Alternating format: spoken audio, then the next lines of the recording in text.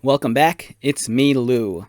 I'm here for another action figure unboxing and review, and today from Hasbro in their Marvel Legends line, we are featuring the Uncanny X-Men, as portrayed in giant-sized X-Men issue 275, published way back in 1991. Alright, so, for me, I'm on the last leg of this trip of reviewing all these figures.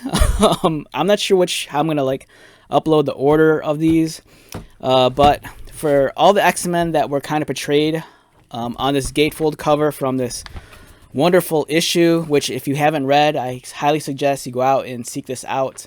It's a great read. The artwork's amazing. But Hasbro, they produced the full lineup of X-Men characters that we see here. They gave us the Banshee in the classic costume, the Gambit, the Forge, the Psylocke, the Wolverine, the Jubilee, and the Storm. I did film a review on the Wolverine. Not sure when I'm going to upload this. This might be up already, who knows. This is a solo carded figure, so you needed to buy this one on the retro card. It came out, I think, back in 2022, maybe. Great figure. The other assortment of characters, in order to complete this lineup of X-Men, you needed to get the other 3-pack, which included Gambit, Banshee, and Psylocke. And then for today's video, we're going to be focusing on these three. We have Storm, Forge, and Jubilee. Like I said, these figures are taken from the classic Uncanny X-Men issue number 275. A wonderful story. The X-Men were shot out into space. They're reunited with their beloved professor, and they have a fun adventure along the way. This is kind of like their last hurrah before the team is split into two. Before they go into X-Men Blue and X-Men Gold. Man, this is like one of my favorite books ever. I love this comic so much. Even though the X-Men take the spotlight in the first half of the book, my favorite part of the story is the second half, where they focus on Nick Fury, Rogue, and Magneto, along with Kazar. So if you haven't read this book, seek it out, whether the real physical copy or digitally, and just read them. And while you're at it, read all the X-Men books. So yeah, let's talk about the action figures. So these action figures pretty much embody how this trio of X-Men looked like in 275.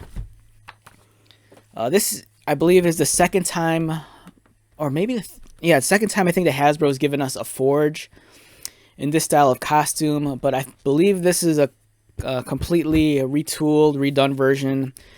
The last figure we got was nice, but my issue was that all his straps kind of just floated around, and I think they corrected that on this figure. I do like the facial expression a little bit more on the first release, although this one isn't bad. Here's Storm in the classic X-Men costume. She has the shorter hairstyle. It looks nice. And of course we get Jubilee. I'm not sure if this is the same head that we've got in the previous release. But either way, I think that's still cool. On the back, we have all the figures and their accessories. Oh, it's cool here. So Jubilee in the past, I think they gave us two heads.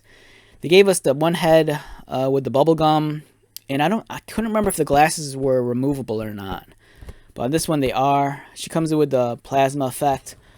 Forge comes with this giant rifle, which I believe is reused from, I think, it might have been either the Hydra 2-pack or the AIM 2-pack. Because I do think I have this accessory already on another figure. Storm comes with the hands with the lightning effects and some closed fists. So yeah, let's take these out and get started. So this is a great, I don't know, it's kind of like a nice love letter to X-Men comic book fans. Even though the original comic came out way back in 1991, it's really cool that Hasbro revisits that classic era of X-Men and produces action figures. For me, this is when I was back in high school reading the comic books.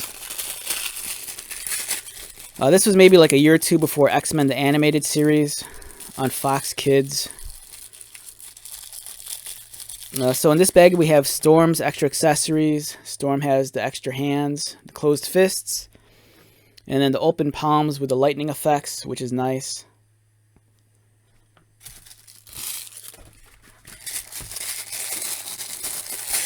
The other baggie includes Forge's weapons.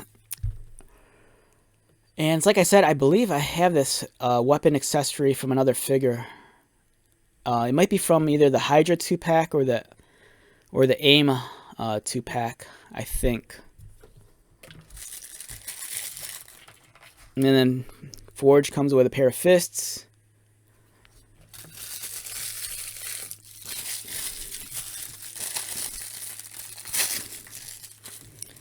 And then we have Jubilee. I'm kind of glad that I got another Jubilee head with the bubblegum, because the first release, I have this figure, but my bubblegum, I think it tore off. Because it was glued on wrong and it wasn't really held in place correctly. So I'm glad I got another head to replace the old one. And then her glasses just fit over. Like that. A couple of plasma effects. We've seen these before. You know, Jubilee's mutant power is that she creates fireworks, which is, I don't know. I always thought that was kind of an odd mutant ability.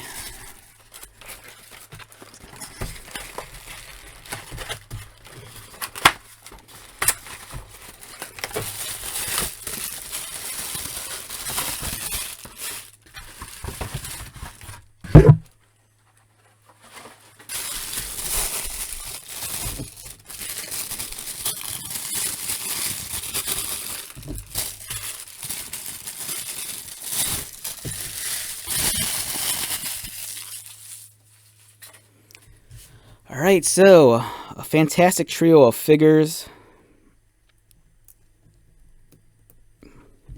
All the belts on all these figures that I get, they're always kind of off-centered, and they're always kind of hard to put back in place. Let's take a look at the head sculpts first, because they look really well done. Yeah, this Storm head's fantastic. A lot of these characters, they just have very neutral expressions. You know, I kind of wish they'd put a little bit more life into him, especially the Forge. He kind of just looks very... it's like he's just there. The Jubilee looks alright. You know, she's a very animated and loud character in the comic books. I kind of wish the facial sculpt would reflect that.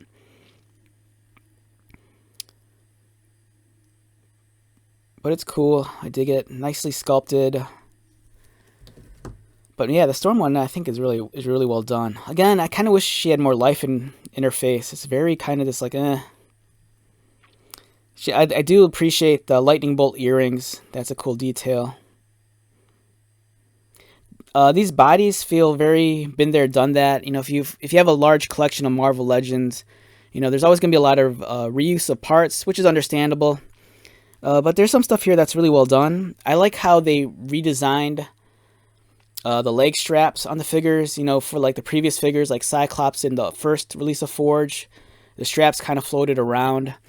I really like how they're actually incorporated into the sculpt, so they're not going to float around at all. You know, it's actually part of the leg. Forge has his cybernetic leg right here. Now, one of his hands in the comic books is actually a cyborg hand, but I think it's gloved up. I like how his harness here is kind of like snug. It's not floating around at all. Not too happy with the face, though. He just looks very kind of blah. He almost kind of looks like the Punisher with a ponytail and a mustache, because Punisher in the 90s kind of had the red headband also. Alright, so I'm excited because I just want to take out all these figures and line them up.